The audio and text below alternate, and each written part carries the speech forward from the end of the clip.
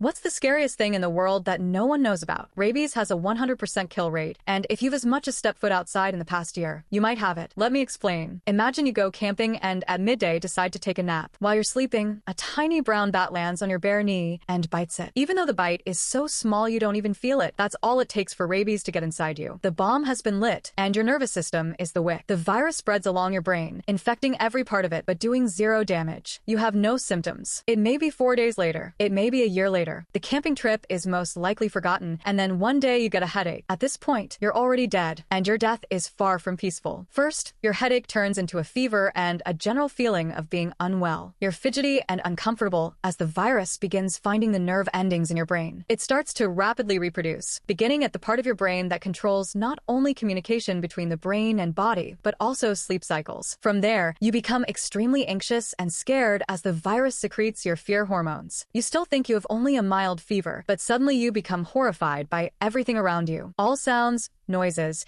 and even most day-to-day images are enough to truly scare you. This is because the rabies is chewing up your gray matter. As your brain becomes hotter with the virus, you begin to lose muscle coordination and balance. You start tripping and falling over everywhere, even slurring your speech. You twitch and spasm, and at this point, you think maybe it's a good idea to go to the doctor. Sadly, even if the doctor runs the necessary tests to see what is wrong with you, the most they'll be able to do is tell your loved ones what you died of later. Usually, by this point, your muscles start tensing up and a mild form of paralysis begins. The headache you once had is now indescribable agony. You are unable to walk without falling over, and you can't form sentences without drooling or slurring your speech. You also feel extremely hot, so hot it feels as if you are burning. This is when the hydrophobia, the fear of water, starts. You're so hot all you want is water, but you can't drink. Every time you do, the virus swells up your throat, and you retch because of how scared you already are. This then turns into a legitimate active fear of water. You're extremely thirsty and hot, but just looking at a glass of water makes you gag and cry in fear. If you made it to the doctor by this point, they would have put you on IVs, but even that's futile, as the sight of being hooked to machines in such a panic state is enough to spike your adrenaline to heart attack levels. If you don't suffer from cardiac arrest, you shortly begin having hallucinations. You taste sounds and see smells. Shortly after that, you start forgetting everything and everyone. You're alone, hallucinating, thirsty, confused, absolutely terrified, and in agonizing pain. Keeping you alive feels cruel. Everything scares the crap out of you at this point. These strange people in lab coats, these strange people standing around your bed crying, who keep trying to get you to drink something and are crying. Eventually, you slip into the dumb rabies phase. Your brain has started the process of shutting down. Too much of it has been turned to liquid virus. Your face droops and you drool. You're unaware of what's around you. A sudden noise or light might startle you, but for the most part, all you can do is just stare at the ground. You haven't slept for 72 hours, and you're not going to until you die. Just remember, you might have rabies right now, too. You just don't know it yet.